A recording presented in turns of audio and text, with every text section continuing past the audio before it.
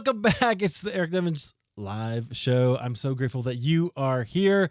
We are live streaming across the internet, Facebook, YouTube. Follow us wherever you are finding us. We'd love to have you join the conversation. What we do here is we start conversations with not only our amazing guest, she is going to be great. We're going to have a great time today. And we're going to hopefully help you on a journey. And we'll talk about that here in just a minute.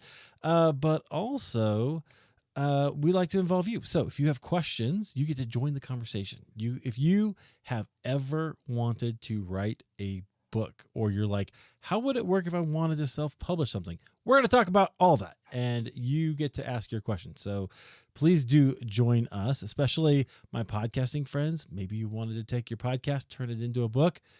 That might be a good way to do it too. We could talk about that for sure. Okay. But, so this is my little friend where we were talking about the book that little ducky, the British rubber duck wants to write. It's something about revolution, or I don't know, something like that. We'll see. But anyway, we'll see what he comes up with later on. Maybe, I guess we'll see. All right. Well, I'd love to introduce our guest, and I've already told you, join the conversation. And follow us over at YouTube. Just search Eric Nevins Live. Should pop up. If it doesn't, message me and let me know. Okay, we have our guest. Here we go. Our guest. So I mentioned we're going to talk about books, but did you know that according to some reports, it's like 80% of Americans believe they have a book they should write? Like, maybe you're one of those people. But it's a little harder to have an idea for a book than it is to actually write one. So you could be one of them. Here's the sad truth, though. Those of us who think that they could write a book, it's only about 1% to 3% that ever actually do. It never becomes more than an idea. And that's fine if you have an idea, but wouldn't it be cooler if you had a little something physical in your hand that was your book? Okay, so what if instead of dreaming of writing the next great American novel, you took some action and you have every tool available to put together a quality book as an independent author? Like, it's all actually out there, and it's actually not too bad. We're going to talk about that. So our guest, she is an author, a Substack writer, a podcaster who mixes humor and honesty in the midlife season. She hosts Midlife Repurposed for conversations about wisdom and laugh lines, and indie author Blueprint for practical insights on the independent publishing process, which is what we're talking about. So our guest is Michelle Rayburn. Michelle, welcome to the podcast. I'm really excited that you're here. Yay. I'm so glad to be here live with you. This is our first time doing something live together. I love that. Is it? I love it. Well, that's good. Yeah, I know. I like doing lives. I think this is kind of fun. It adds a little bit of a different element. I was telling yesterday, I talked to Mark Shelsky, and he said, I said, what if you, like, I've done probably 400 interviews. You've probably been them at least one time. And yep, for sure on halfway there. And, like, what if I do like 240 in a year, right? How much better could you get, right? You got to put in the reps. So hopefully live, it just brings a whole nother element to what you do. But I'm glad you're here. I love it. So you do all kinds of things around publishing. We're going to talk about that, but yeah. I want to start out with this. I want you to give us a little bit of your background, but let's start with this question. When did you know that you wanted to write? Were you like one of those girls who like dreamed of kind of being the next Jane Austen or something, or was it something else? I was one of those nerdy kids in school that got excited when the teacher gave a writing assignment, and I would go home, and if it was supposed to be 5 pages, I would turn in 20. I'm sorry to my English teachers right. who had to grade these things. I remember writing something in 7th grade that was supposed to be like a dialogue. It was a drama dialogue. And I basically described a whole tennis game match, like back and forth between 2 characters. And I think now how boring that was for my English teacher.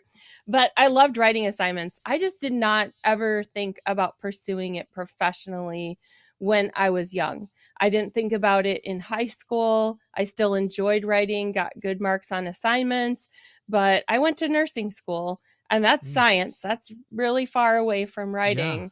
But I just pursued a direction where there were job openings, and I graduated from high school in the 1980s. For those of you who can relate, give a shout out to the 80s and the great music. But that was a time when guidance counselors were telling us to go where there were jobs. And as a young female in the 80s, the list was a lot smaller then than it is now.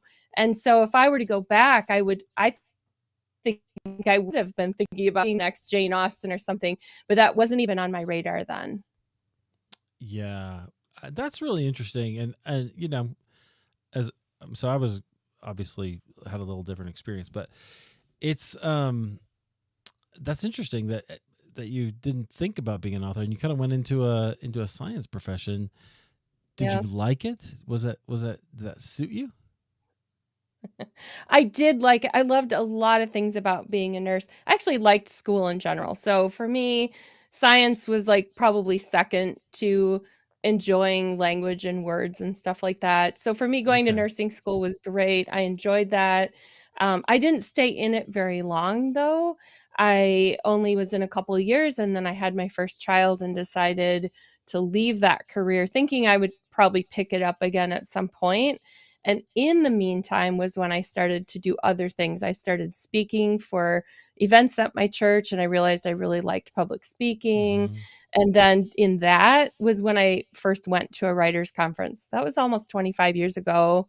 So I was like, in my early 30s when I really seriously started thinking maybe I should think about doing something writing related and abandon the idea of going back to being a nurse. And I did. I never went back to being a nurse.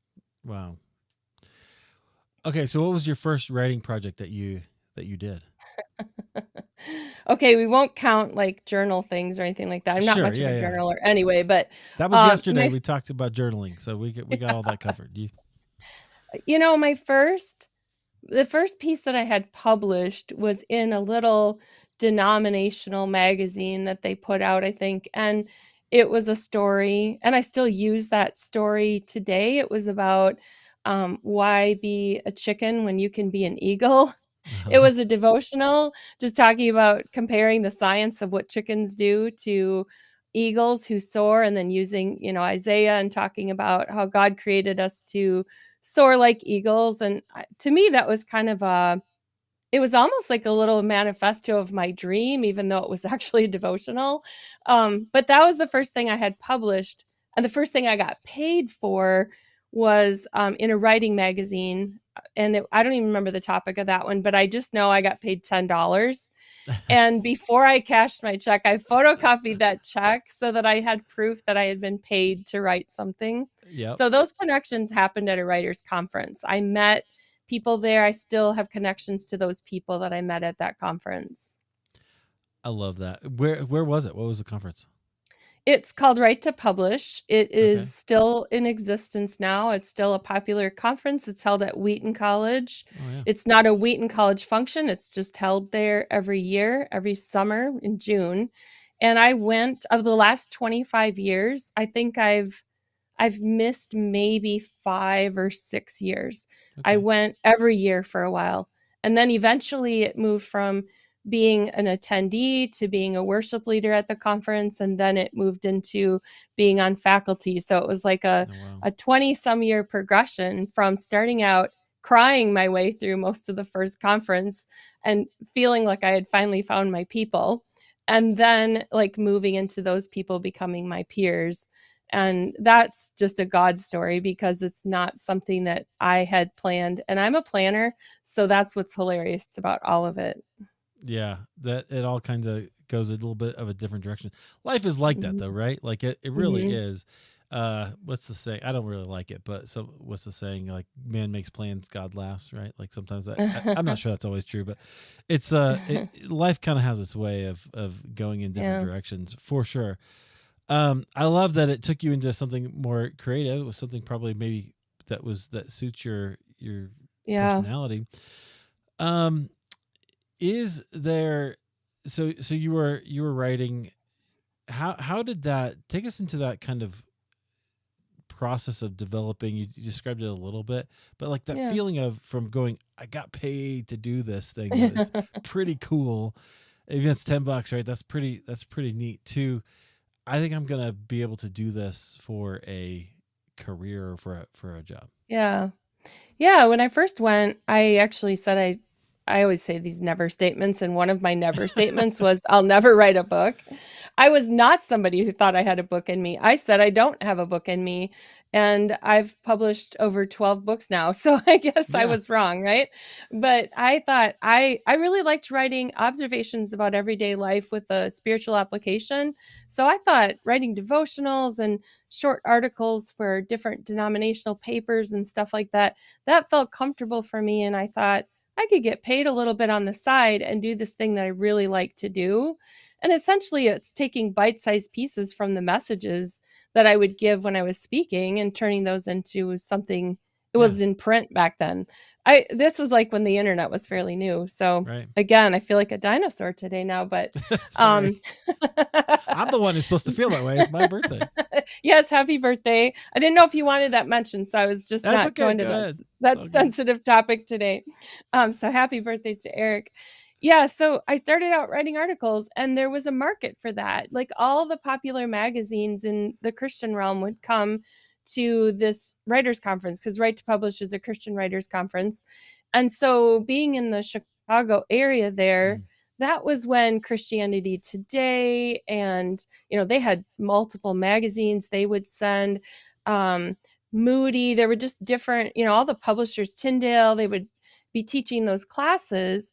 And so I thought I'll be writing articles and that's going to be where I find my spot. And then eventually along the way, I realized I had a book idea. And that was when I thought, okay, now what am I going to do? Because the book publishing realm seemed really scary to me. And I think there are people who have that book idea and suddenly they're scared because it felt easy to me to send an email to somebody and pitch an article. And if they said no, I could pitch that article to somebody else and I could keep doing that. But when it became, I have to find a publisher for a book, then it got scarier for me. And I didn't love all of the things that are part of the publishing process in traditional publishing. One, I didn't like the speed. And I Oh, just yeah.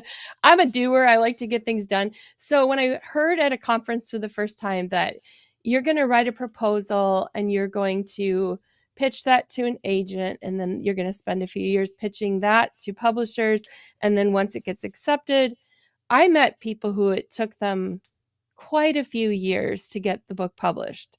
And I Yeah. was speaking already, and these were topics I was speaking on.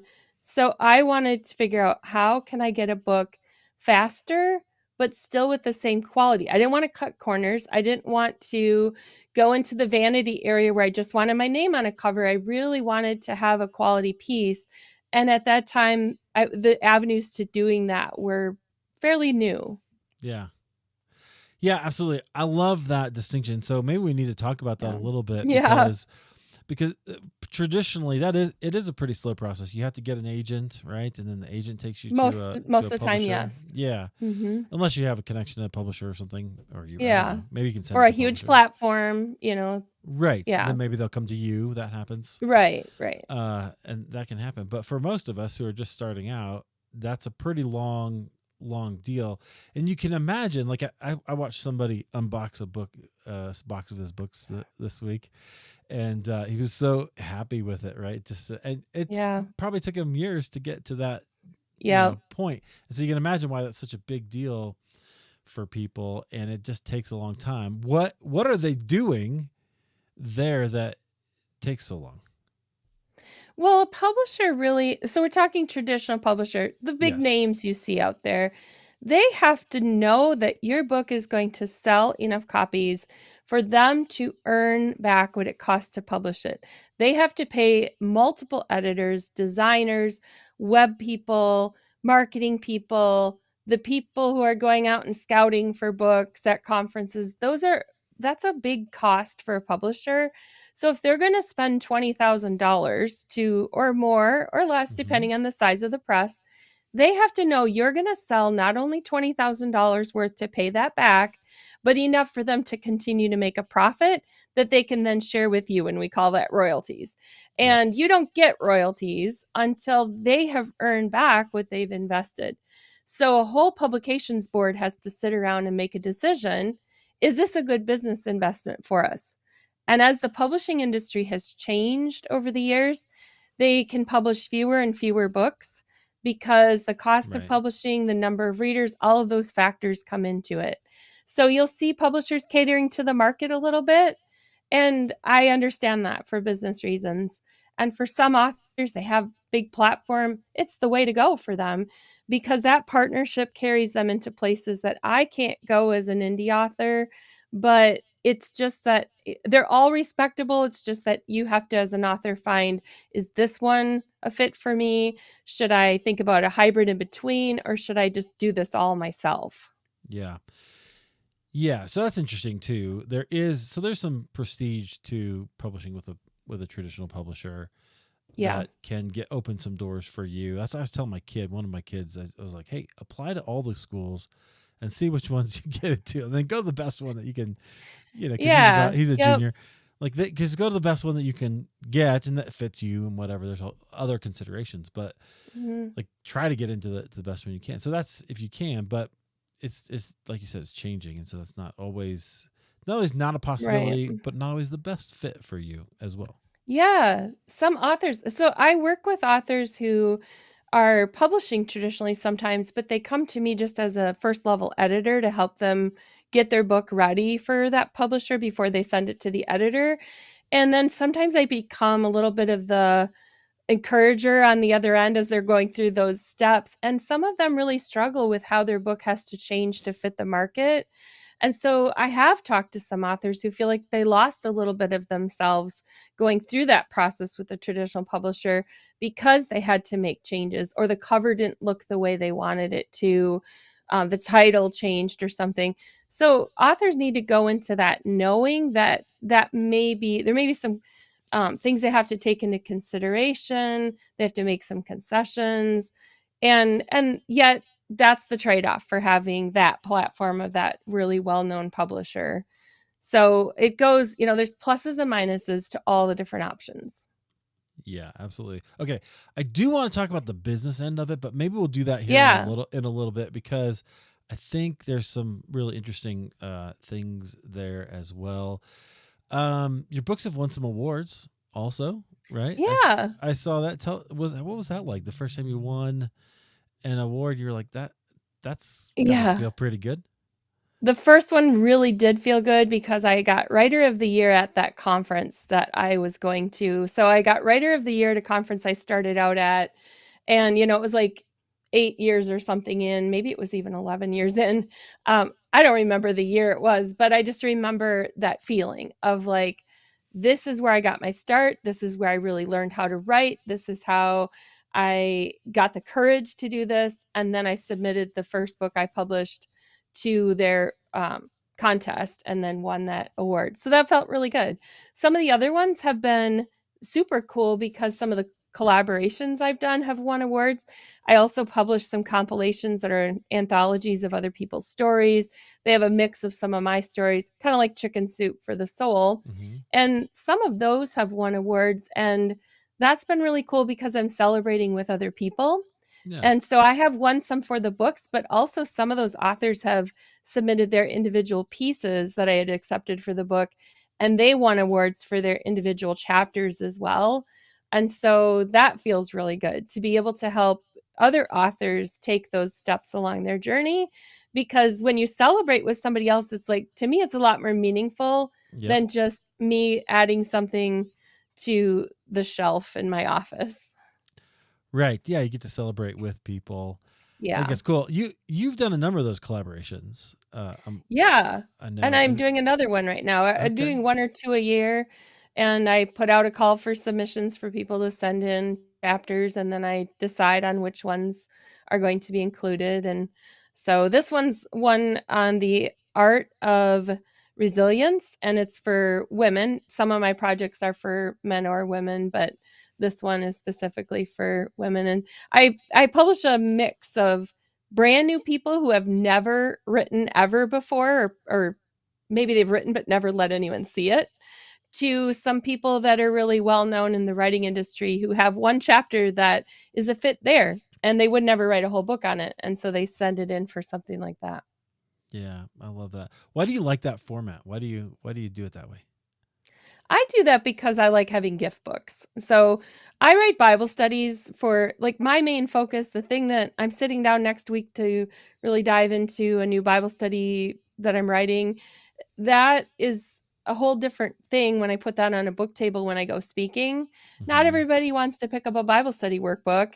And I wanted some gift books and some seasonal things. Like there's a Christmas one, there's one for boy moms, there's one for pet lovers. Those are the kinds of things that I think are just kind of a nice thing for somebody to take home, read, give away as a gift. And so that motivated me. But the Yeah. format for me really is about the collaboration with other writers. It really is. It's really fun to hear different voices on the same topic because one person's story, it comes with humor, another person's story comes with some kind of heavy stuff. Other people might include some poetry. And so I just think it's the art of it that I love so much. The art of presenting people's words. Right. Which I think is pretty cool that you do that and you Yeah. give people the opportunity. Not everybody gets, a chance or may not read a whole book, but they can read a chapter with Right. you and submit it, which is great. I love that. Just thought that was an interesting take and an interesting angle for you to curate that. Cause I think people, all right, this might be a little bit of a rant, but I think people undervalue the value of curation, right? To bring that Yeah. in and curate something like that. It does take time and effort, but it also, you come up with something richer when you have different voices in it. Yeah, and then together, social media can be a place where one lone author shouting, "Buy my book." I just did a podcast post recently, or a podcast and a blog post about not always shouting, "Buy my book." Yeah. It's to me when you're collaborating together, it really is about talking about each other's stories, and story is so central to everything. So I would rather talk with 30 authors that I have in a book about our stories together than me just putting my book out there and saying, buy this book. Oh yeah. Have you done limited run podcasts based on the books? That'd be interesting. No, Yeah, no. that's an Yeah. idea. All right. No, I recorded an audio book from my first compilation and I've been, considering whether I should put some of the others into audiobooks, but no, I haven't done a podcast on Okay. that. Well, that's all right. As a podcaster, I have to ask that. I Okay. know. Well, I always have 10,000 podcast ideas. Indeed. I've got a t-shirt now in my store that says podcasts are addicting. Ask me how I know. Exactly. Because it's a thing. It's a thing. Yeah. Okay. So you did this. So when did you do your first book that you did by yourself? Uh, Your first independent oh, book. Yeah. yeah, I think it was 2011. Okay. What is one mistake that you made the first time or two as an indie author? You want only one? Well, you can give us as many as you want, but what just Um, yeah, a mistake was, well, first off, I didn't know some editing things I know now. If I could go back and redo it, I would edit it differently. I would change it, but it's still selling amazingly. It's an old book and still selling. It's my bestseller every month. And so I have not messed with it. And I've used it as an example of this is proof that perfect is not necessarily the thing. It's the message that apparently is somehow getting through. But I also, when I published it, went with I went with a self-publishing company that's not in business anymore. And when they went out of business, it left me with no, I couldn't get my books. I couldn't get more copies. I would have had to find a roundabout way to order some just to have for myself. And the distributor kept it for a little while. And then eventually the distributor said, we're not going to warehouse your books anymore. So now I didn't have any way of getting them out to the market anymore on online bookstores. So I mhm. was really stuck so in 2018, 2017, I guess is when I found out I'm not going to be able to get books. And I ended up having to re-release that book with a new barcode, new ISBN. And that was my first project that I released then on my own, was the re-releasing of that book. Okay. And that is actually when the sales took off, when I did it, not when I first released it. Interesting. Yeah. But the mistake was just being too naive and not thinking ahead about what will happen if this company were to close. And the thing I did right in that is that I had hired my own cover designer and my own person to lay out the interior. Mm-hmm. And so I had, even though it was going on in other companies, I didn't like their designs, just to be honest. And so I hired my own person. Therefore, I own those files. And if I hadn't done that, I would have had to start all over from scratch in re-releasing it. I was still too naive to know I should have re-edited it while I was re-releasing it, but that's another thing for That's another okay. day. All right, we're gonna talk through the whole process because I know you've learned a lot about that and you help people with it. So we'll do Yeah. that here in just a second. But I think that's a really great place for us to just take a little pause, and we'll come right back. All right, friends. So here's why I love this conversation, because I think that you are creative. I think you probably, like we said, that stat is right, that 80% of people think I could write a book. Why don't you? Right? Like what if you could? What if you could? Okay. Maybe you have this idea in your head, or maybe you've started something and you haven't finished it, or maybe you're like, how do I do this thing? Put that in the comments. We're going to answer them here in just a little bit. Would love to have your involvement in this show. So please do that. We'll get to that here in just a second. But I want to say one more thing. There is, I think what that represents, the idea of wanting to write a book, it represents more than just vanity, and then I would just like to do a thing. I think it is about, at least for me, legacy. It is about message. It is about putting something out into the world that is good. And there's one thing I want to do with the show. It's highlight the beauty of humanity, the beauty of taking the things that we do, that we create, and putting it out there. And that's why I love this conversation that we're having with Michelle. Okay, we are going to jump right back in here. So a lot of people, like we said, Michelle, want to write books, but they get kind of hung up in the process somewhere. And so I know that you help people by giving them kind of this clear path. So I noticed that in your pathway, this is on your Substack, which we'll talk about here in a little bit.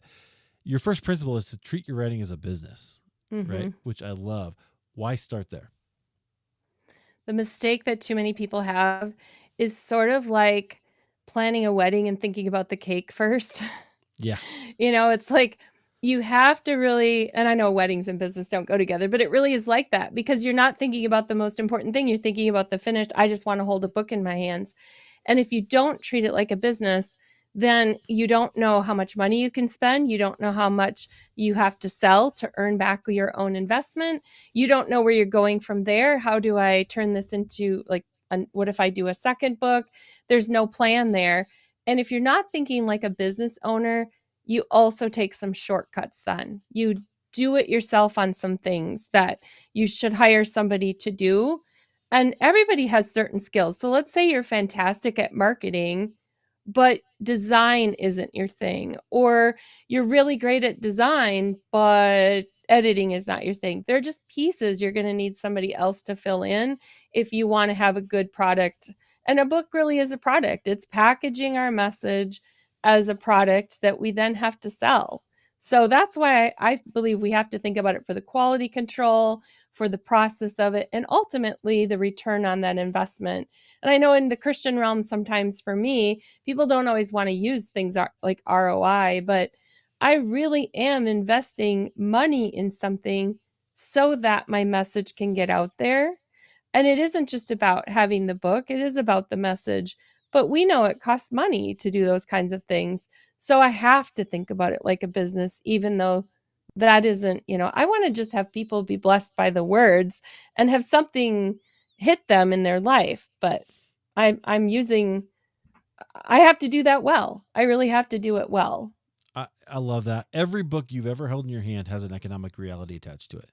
It Right? does. Yeah. Even the Bible. Yeah. Even the Yeah. early copies, as a Bible nerd, right? Even the early copies of the Bible were only copied so many times because of the economic reality of parchment and ink and all those things. That's just the reality. And so, yes, I love this. So my daughter, she's our oldest, and she wants to be a writer, and I love that, and I encourage her to do that. But one of the things I and her mom told her was yes, absolutely, people make money writing every single day, right? But the ones who really do well are the ones who learn how to sell their work, right? It's not just a matter of producing the work, you have to, that's one part of it. And some people don't even do that. And I think that's why most people don't become writers, is because Yeah. they fail in that basic discipline. But there is also an economic kind of part to it where you have to go, hey, this is why I want to talk about this. You absolutely have to think about the economic pieces of it. How can I sell it? Who is my audience, right? That's a huge thing Mm-hmm. with a book as much as it is with a podcast. Who am I actually creating this for? Right. Yep. You have to know. I mean, those are the things that whether you're releasing a book yourself or whether you're pursuing a traditional publisher, you have to know those things. That's why a traditional publisher asks for a book proposal. They ask for first, it includes samples of writing because the writing craft is the number one thing. If you can't write well and somebody picks it up, you're going to get a really bad review and then like that's going to affect the sales. So first off, we start with the craft of writing. I believe that's a separate piece and the publishing is the next step then, and that's where the business aspect really comes in. Because there are a lot of writers out there who just love writing so much and they want to be able to write it and hand it off and let somebody else take care of the business end of it. And those are, I mean, that's probably what happened with the famous authors we know. Like, that's maybe where Stephen King started out or something. Right. But even if you've listened to Stephen King's or, listened to an interview or read a book on writing as one of his, it became a business eventually. There was that whole piece he had to learn. But for somebody who's sitting there in that place of like, I don't know what I'm going to do next with it, it has to go beyond the creative process. And then that's where the learning comes in. For me, that's why the conferences were so important. I had to learn the industry, and that's where I learned how to write a book proposal. And that was Yeah. where I learned that even if I'm going to self-publish, I should probably pull some of the pieces that go into a book proposal together. So I should I should know who my market is. I should know what I'm going to do to sell the book. I should have a plan for what's going to happen with it. And so that's where the next step after you've learned how to write is to really know the industry. Yeah. I love that. Okay. What do people mistake about the industry? What do they need to know that you can give us a little insight into? I think there are people that think they could have coffee with somebody like me and I could explain the whole industry in one coffee. It's like I've met people who are like, "Can I just meet with you to pick your brain for an hour?" And the problem is it's a years long of learning what the standards of publishing are, learning the standards of editing, those kinds of things. So it isn't something that can happen as fast as some people want that to happen. The publishing process can happen pretty fast when all the pieces come together, but the learning process is what I think some people want to skip over. They want to skip learning how to write better and they want to skip learning how to publish something. So they think if I just crank out I go to a cabin in the woods and I crank out a novel in a week and I have my friend who's an English teacher edit the book. And I have a child who's an English teacher, so I love you. If you're an English teacher watching right now, I love you. But you also, as an English teacher, don't know book publishing editing standards because they're a little different. And so the person might think over the weekend, I'm going to sit down and figure this KDP thing out, and I'm just going to use their cover design template. I'm going to get it on there. And that's the person that I see ranting on social media on Monday morning about how horribly ridiculous this software is and how this doesn't work and that doesn't work and why doesn't this work? And it's like, I'm so sorry, but you're ranting because you didn't want to take the time to learn something and you thought people like me just learned this over a weekend. It's been a long pursuit. And so that's the thing I think where the biggest mistake is people think it's just easy to learn. Yes. Okay. I have two thoughts. One is I think people think the creative arts are easy. They come easy to people, and it doesn't work like that. Yeah. I think I had that for a long time where you think, oh, okay, I listen to a preacher, or I listen to some artist, or even an interviewer. Like I love Larry King stuff because he would just show up without any preparation at all. But that is like, but there's so much else that goes into it, right? And so many Right. doing the reps and those kind of things. It's not easy. That's my point. Is any creative art, if you look at what actually it takes to go into making a movie, for instance, it's so much more than you've even possibly imagined, right? Right. So it's, and the same is true with a book. There's so much that goes into that, even if you're doing it independently. Yeah. Well, Okay. it's like your podcast. You Yeah. don't sit down and launch a weekly podcast over a weekend. There's like a Right. whole study process that goes into deciding where am I going to host it and what equipment do I need. It's that same kind of mindset. Yep. And the same kind of questions. Who is it for, and what am I going to do, Yep. and how do I actually make that interesting to people? That's Exactly. that's a big deal to actually ask yourself. Okay. Well, I think that's interesting. And so, because there are various parts that you just can't learn overnight, that you just can't. I mean, somebody could do it like you have, Mhm. but they could also hire somebody to do some of these parts. Like, Right. why is it a good idea to hire, a professional to do certain parts of the process? And I'm thinking particularly maybe design or editing, or even Mhm. in design, the interior part, is like, can be, Right. there's a whole science to that. Yeah, there are so many pieces. So let's think about the editing part first. That's something that experienced editors have kind of geek out on things like the Chicago Manual of Style and read the grammar emails when they come through with the latest updates to that, and that's not everybody's thing. So you want to hire somebody who that is their thing. I don't want somebody fixing my car with a YouTube video. I want somebody fixing my car who's done that a few times. So it's the same kind of principle. And so that piece of it is like you need to figure out, who do I know that does editing? And there are people who do the whole package, but there are other people who do, like I do, the editing, and then someone else does this piece. Design is something that, it's like with Canva and the wonderful tools we have out there, almost anybody can create something now. However, knowing that the title should be the biggest line on there and the subtitle should have a smaller font, or how many fonts do I use? All of those principles of design are things that people who do it regularly actually study up on, and they learn, what does a book publisher do versus somebody who's designing graphics for social media? There's a different color format even for the files that you create. So sometimes people get kind of stuck. They get a really nice looking front cover and they don't realize, oh, when I publish the book, I have to actually have the spine and the back cover all part of that file. Oh, yeah. Or they don't realize that when they upload it, it could get kicked out because the color format was for the internet, not for print. And so those are some pieces that a professional designer would know. And then for the layout too, yes, you can take a Word document, you can upload it to some of the publishing platforms, and you can get it into the PDF that would become a book. However, it's harder in some of those to get like the headings. And if you open a book and you see on, at the top of the left side of the page is the title of the book, and maybe on the right side is the author name in fiction, or in nonfiction, the title of a chapter, sometimes you can't get those pieces in. It gets super wonky in Word. So that's where having somebody know Adobe InDesign who knows how to format your text into a book. So having a professional doing those pieces saves you from having to learn things that you only need the one time to publish the book. Like, do I need to learn how to design covers if I'm releasing one book? No, that actually wouldn't make sense. I could just trust somebody who knows how to do that. Do I want to learn InDesign overnight? Everybody I've talked to that's tried to do that is really frustrated. So that's why the professional people are helpful.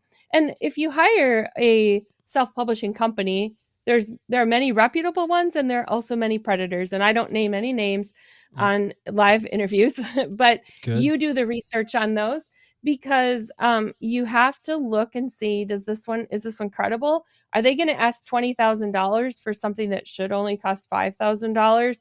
That's what you need to be researching. Some of them have really learned how to feed into your vanity of like, you're going to need this, this, and this. And so you could possibly spend a lot of money. And then I've seen people end up with a really poor quality product in the end. But there are companies that will do that. Yeah. Okay. Well, so take us through that. What should you be looking for if you're looking for quality and for getting the most bang for your buck? One of the things whenever you're assessing quality is to look at the books that come out from a particular publisher on their page and go to the same genre on Amazon and see if even their covers look kind of similar to what you're seeing in that genre. If what you're seeing looks like somebody just took a photo and put some text over it and didn't really do anything artistic with it, that could be a good clue. The other thing is to talk to other people, like word of mouth. People might not publicly comment on how things went with a particular company, but if you ask them privately, they might say, I really struggled with some pieces of this, or it cost more than they promised me it was going to cost. So asking people, reaching out to somebody you know who has published and said, have you heard of this company? What do you think of them? And then using those pieces to do some of that homework is helpful. Yeah, I think that's great. Okay, so don't hire my cousin Leroy to do my editing, is what you're saying. Well, is Leroy in the publishing He's industry? not. He's not. Okay. No. So we need a professional editor and designer, and particularly the inside. I worked with a guy.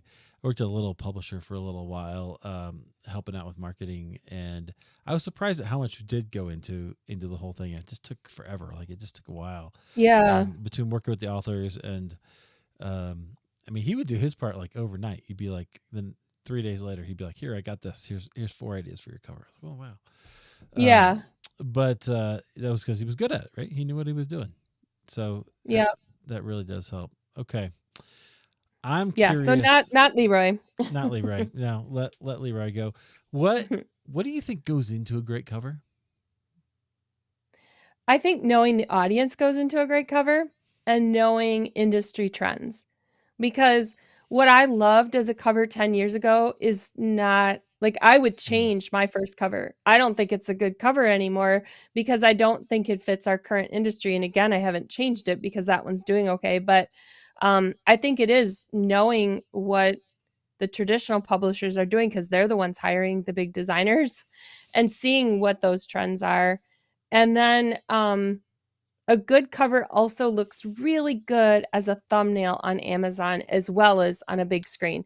The oh yeah. mistake people make is that I've seen some really cute covers or really amazing, like, oh, if you really look at it, there's so much there. And then you see it in a thumbnail and you realize I can't even read the title. That's a problem because the thumbnail is where everyone's scrolling and shopping now. So those are the pieces that a professional should be thinking about. They're staying up on the industry trends. They're making sure your cover looks like other ones in that genre. So your new Christian living book or Bible study doesn't look like a novel, and Right. the type of photography and graphics are completely different there. Right. Yeah, that's good.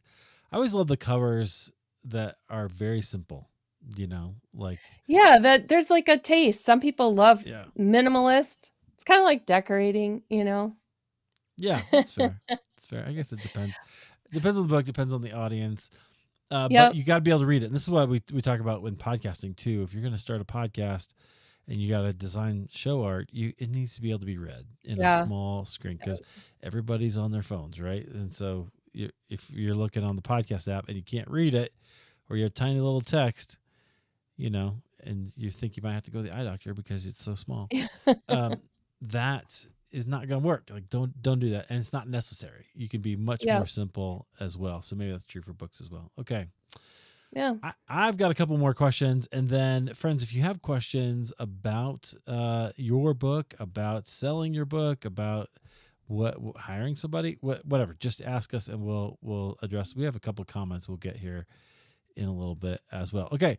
I'm curious. You mentioned KDP earlier, and is Mhm. that a good deal for authors? Is that like, it sounds like that can be a little bit, I want to use the word finicky, but maybe a little bit challenging, for some Yeah. authors. Is that, I think it's amazing that it exists, right? And Right. that you can do it, Yeah. but it's, it feels a little intimidating. Yeah, KDP is actually the easiest platform out there for doing everything, like publishing it yourself. Now, when I say that, that means you might hire someone to do your cover. You might hire someone to get the interior ready for you, and then you're the one doing the uploading. KDP makes that easier than Ingram Spark, which is Yeah. Ingram Spark is the next standard up because you can distribute a little wider. But one of the things that I find is like I'm very careful about not pushing people to do things that somebody who has lots of experience in the writing realm would do. So, for example, somebody who's published multiple books and knows what traditional publishers do, they might want to on the side publish a book themselves. I've seen many traditionally published authors do that. They know all the lingo, they know all the stuff about it. They just need to get it there. They they fit the recommendation to publish it in multiple places. They know what distribution means. But for somebody starting out, Amazon KDP, which this is KDP is just an arm of Amazon. It's a whole separate dashboard you log into. It's a much easier place for someone to start. So I tell someone who's never done a book before, tune out some of that advice that some of the people on podcasts or in courses are saying about going wide and having it everywhere. Put your first book there and see how it does and prove that you can sell, prove that it's hitting the market. And then there's a next step you can take and you can release it a little bit wider from there. I think too many people think I have to do all the things and then they get the formats prepped for this platform and that platform and their heads start to spin because of all the things they have to know for multiple ways of releasing their book. And they might spend thousands of dollars to get an audiobook and not realize their book might not sell as an audiobook very well. So KDP makes it easy for somebody to upload the files and enter some information and publish a book.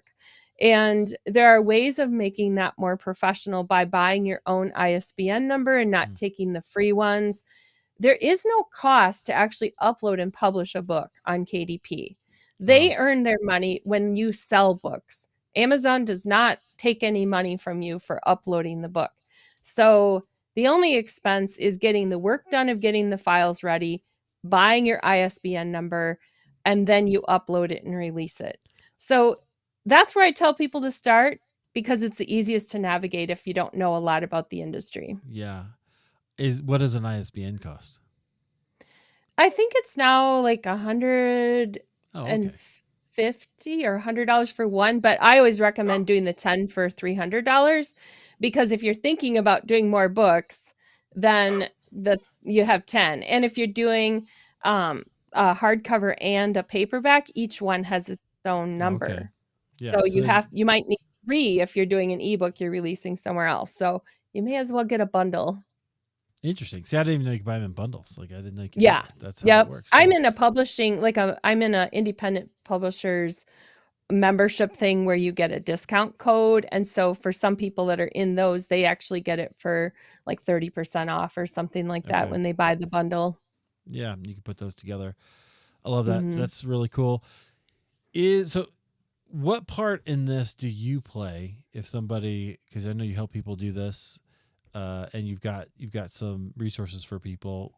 Tell us about that. Yeah, before I do that, let me tell you why I'm doing that. Um, Sometimes people think when they publish a book, they're going to be a full-time author and that's going to pay all their bills. Yeah.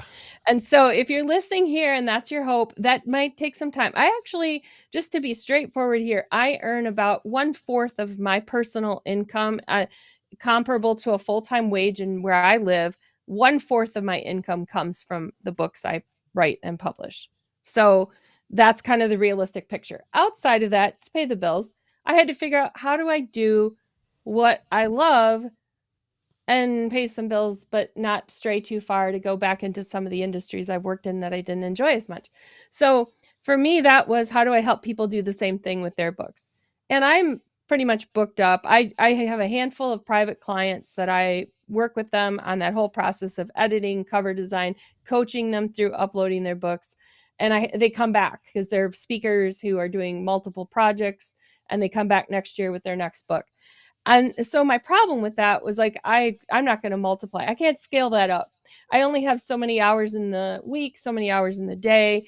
And so I actually don't put a lot of publicity out there saying I'm looking for those clients. But then I was like, well, how do I help the people who come to me who want to know the process? So I started Indie Author Blueprint on Substack so that I could put into words some of the process that I teach the clients that come to me.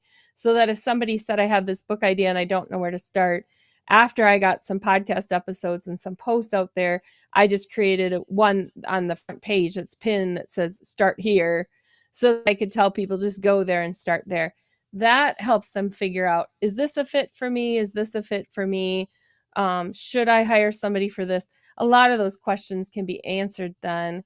And I don't have to try to figure out, like, I tried hiring an assistant for a little while and I'm like, I think I just do better. I may be a control freak. Yeah, we'll talk about that another day. I think I'm a Okay. control freak.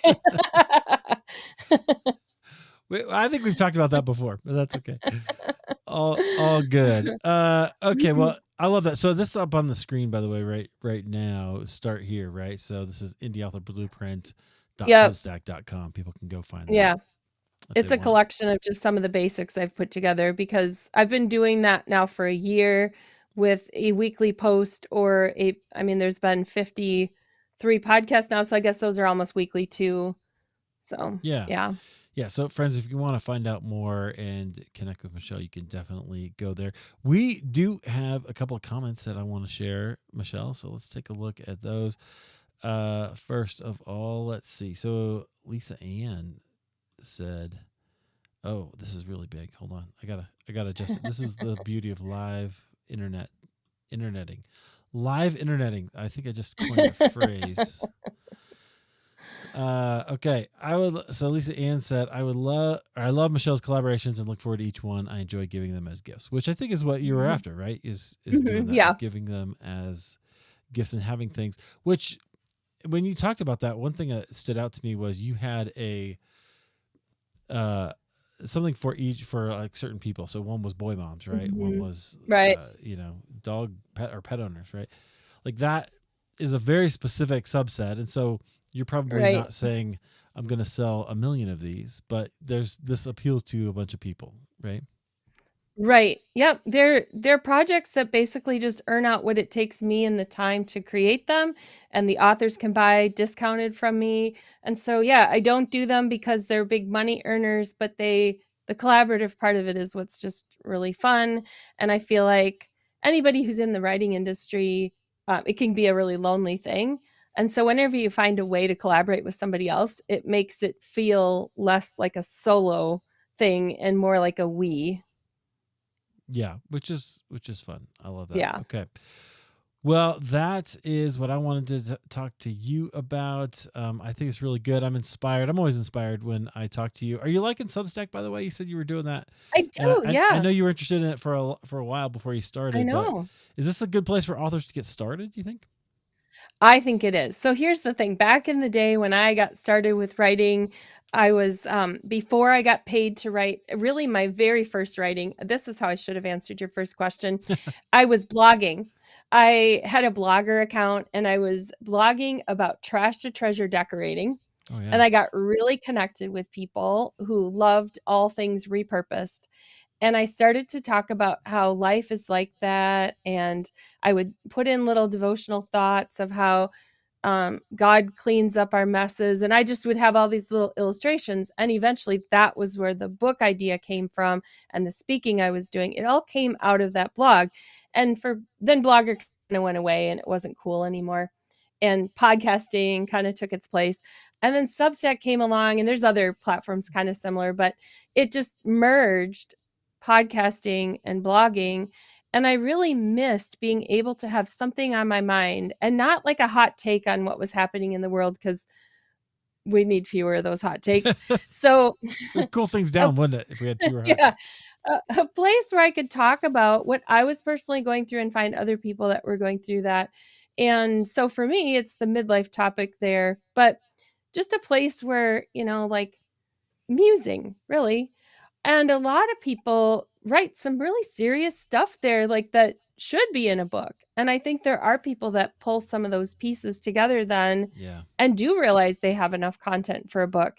And a lot of the times that would be pulling from their podcast, pulling from their blog, pulling from their journal. And pretty soon people realize, I actually have something to say.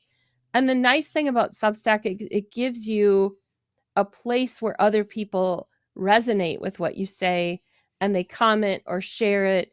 And a lot of it is really about going and finding other people's content and making it be a community thing of like finding someone else's great thing they said and sharing that more than, it's just a different type of writing than the short form that you see on social media. It really is more about a message. Yeah, it's much longer, right? You can people write a Yeah. lot longer. And the interesting thing that Substack does is it will promote you to other people, right? So if I subscribe Right. for yours, then it comes up and goes, hey, you might like these other 5 people, right? And you're like, Right. oh, And I can okay. recommend other people to add to that. So I Right. can actually say who I would like it to Oh, recommend. that's cool.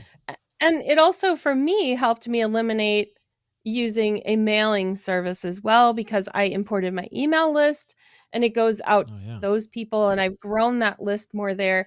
And I'm not looking for all the things people were using on mailing lists with segmenting and all that. I just was purely wanting to email people. And Right. so for me, it was a good place for that. And I find a lot of inspiration. Like something comes to mind, I grab the notes app on my phone, I jot it down, and I think, I'd like to develop this thought a little bit more. And it becomes a blog post. And some of them then have become chapters in books. Oh, yeah. I love that. All right, friends. So that might be your call to action. If you just need to get writing, start a Substack. That's what you need to do. Get going. You can do podcasting on Substack too, right? So if you Yep. Mine's host, completely, it's all there. you moved all over there. Yeah. Everything's there. Yep. So you can do all the creative things at Substack. Maybe that's the thing you need to do. Maybe you need to pull it together and say, I'm going to do a book this year, or I'm going to try to get it done this year, right? Like see where it is, because it's only September, right? You got a few more months. You could pull something together.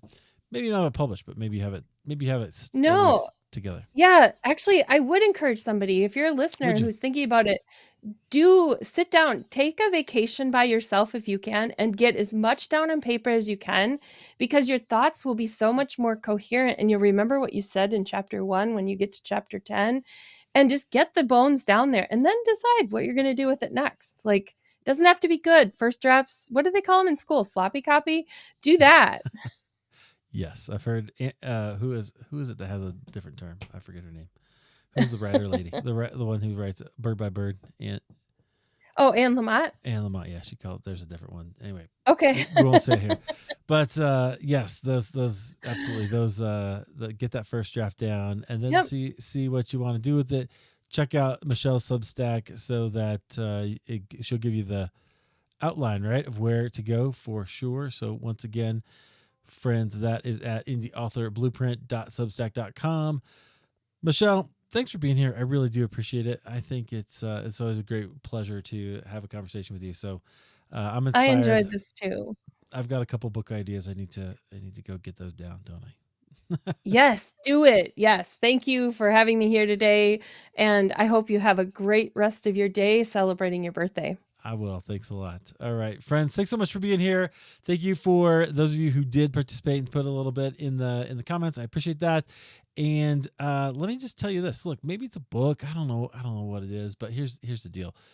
Humans, I think, do incredible things, and so you're only human, but humans do incredible things. So go do something amazing with your day. I'm gonna go eat tacos tonight. That's what I'm gonna do. All right. We'll see you guys. Have a good night.